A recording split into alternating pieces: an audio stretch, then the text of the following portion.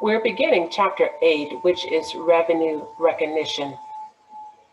As the first line item on a company's income statement, revenue can go by many different names, depending on the nature, of course.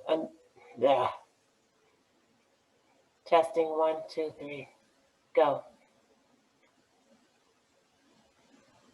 We're starting our discussion on Chapter 8, which is revenue recognition.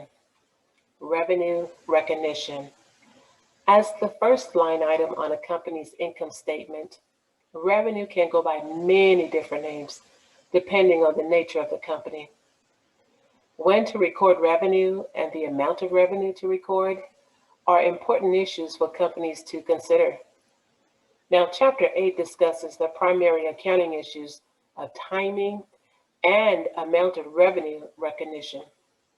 In addition, the chapter covers more complex issues such as long-term construction contracts.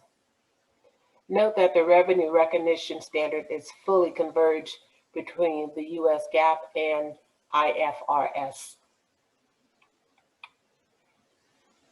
So the learning objectives for Chapter 8 are: understand basic revenue recognition and measurement issues. 2, explain how to identify a contract with a customer. 3, identify the separate performance obligations in a contract, including determining whether there are distinct goods or services. 4, explain how to determine the transaction price in recognizing revenue. 5, demonstrate allocating the transaction price to performance obligations when recognizing revenue. 6, assess whether to recognize revenue when or as each performance obligation is satisfied. 7, describe the accounting for long-term contracts, including implementing the percentage of completion method and completed contract method. 8, describe and demonstrate the accounting for special issues in revenue recognition, including right to return sales, consignment sales, principal agent sales, bill and hold arrangements, and channel stuffing. And 9, detail required disclosures related to revenue recognition. So our first objective is understand basic revenue recognition and measurement issues.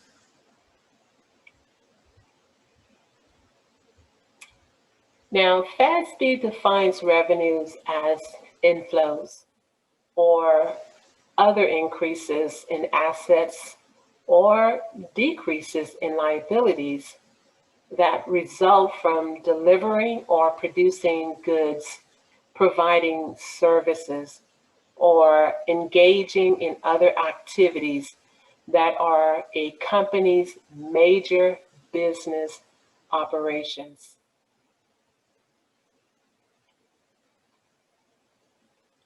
The conceptual framework states that a company recognizes revenue when it meets 2 conditions. The conceptual framework states that a company recognizes revenue when it meets 2 conditions.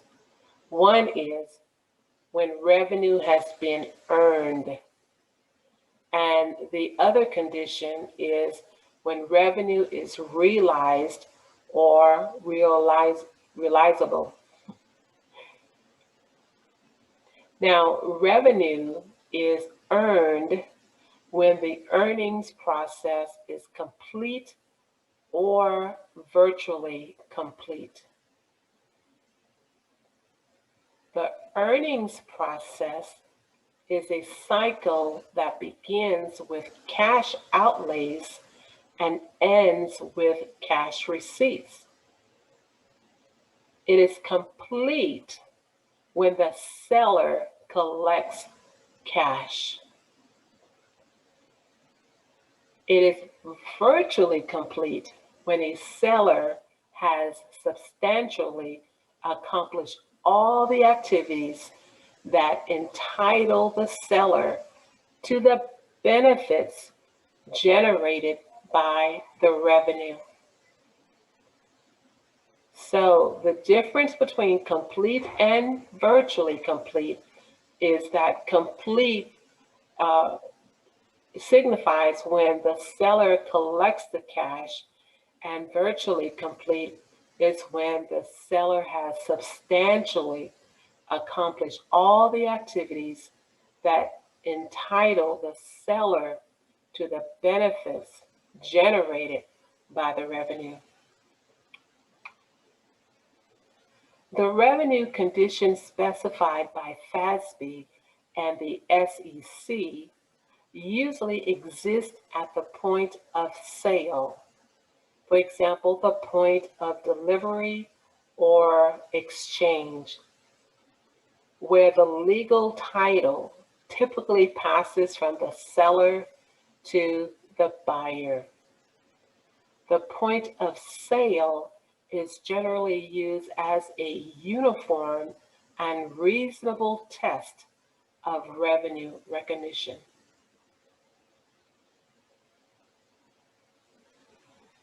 The SEC specifies four criteria for determining when a firm should report revenue on the income statement. And those four criteria are: there is a persuasive evidence that an arrangement exists. 2, delivery has occurred or services have been rendered. 3, the seller's price to the buyer is fixed or determinable. And 4, collectibility is reasonably assured. Now, revenue recognition involves issues dealing with both timing, that's when revenue is recognized, and measurement is when revenue is how much revenue is recognized. So revenue recognition involves issues dealing with both timing when revenue is recognized, and measurement is when how much revenue is recognized. So with regarding timing, the fundamental principle of revenue recognition is that a company should recognize revenue when it transfers control of an asset. It could be either a good or a service to the customer. Now, with regard to measurement, the fundamental principle is that a company should recognize the amount of revenue that it expects to be entitled to receive in exchange for the goods or the services. Then finally, the company recognizes revenue as it satisfies each performance obligation.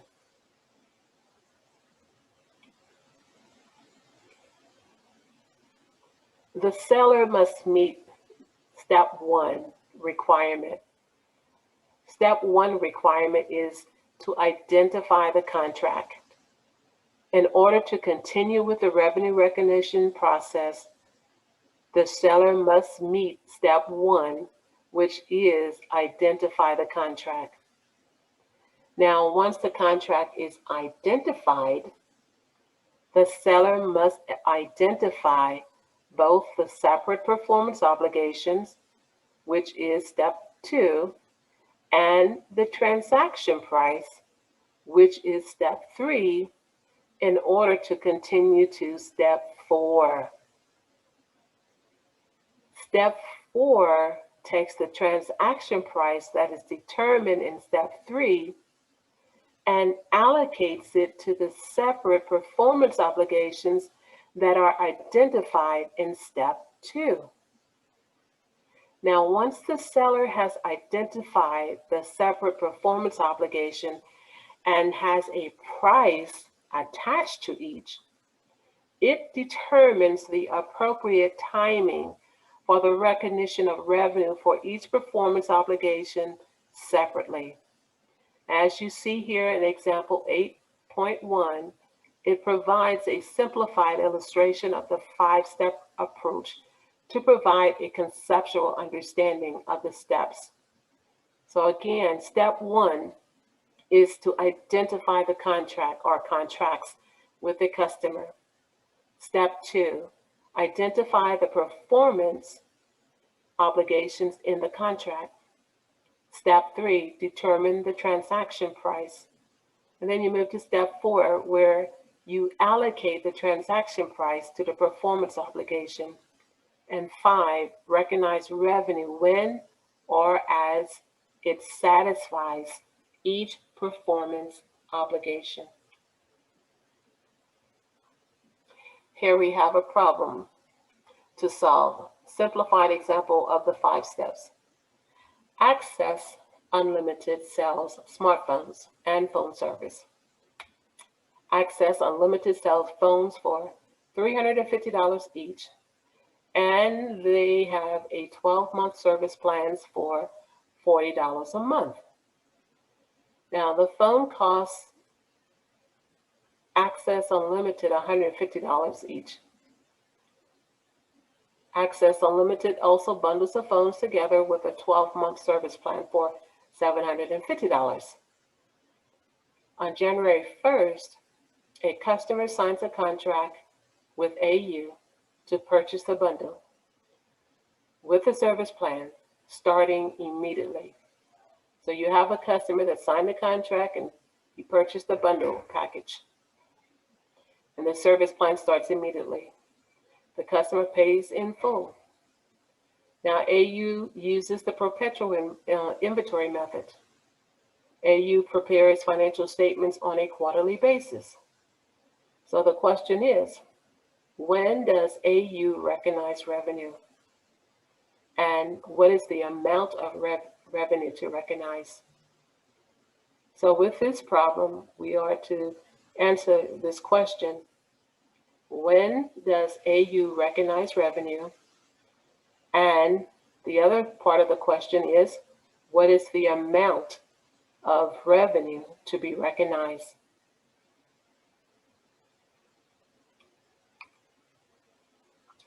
So to solve this problem, in step 1, AU identifies a contract with the customer. It separates the transaction into 2 separate performance obligations. You have the smartphone and the service plan in step 2. Now, step 3 is the transaction price, which is $750.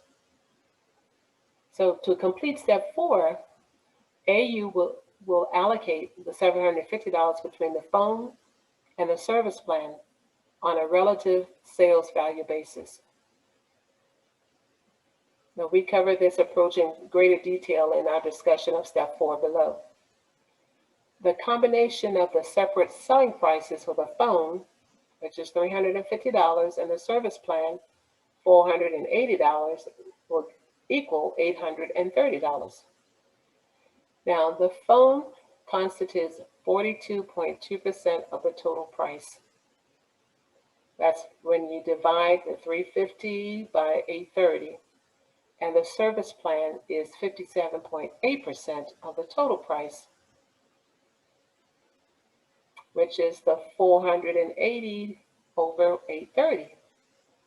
The AU allocates 42.2% of the transaction price of the $750, or $316.50, to the phone, and 57.8% of the transaction price of $750, or $433.50, to the service plan.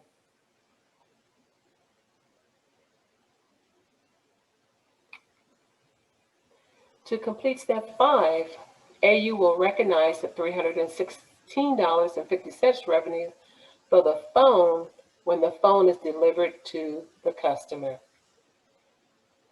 So they will recognize the revenue of $316.50 when the phone is delivered to the customer. It will recognize the $433.50 revenue for the plan over the 12-month service period. So on January 1st, AU will record the cash receipt. Because it delivered the phone on that day, it will record $316.50 of revenue, and it will also record cost of goods sold and reduce its phone inventory. So you have a debit of cash of $750, unearned revenue. It's a credit of $433.50. Sales revenue is $316.50. Cost of goods sold is $150 of debit, and inventory is credited for $150.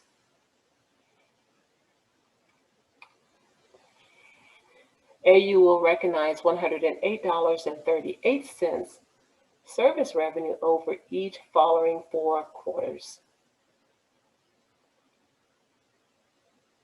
There's a debit of $108.38 for unearned revenue and a credit of $108.38 of service revenue. So they will recognize that amount over each of the 4 quarters.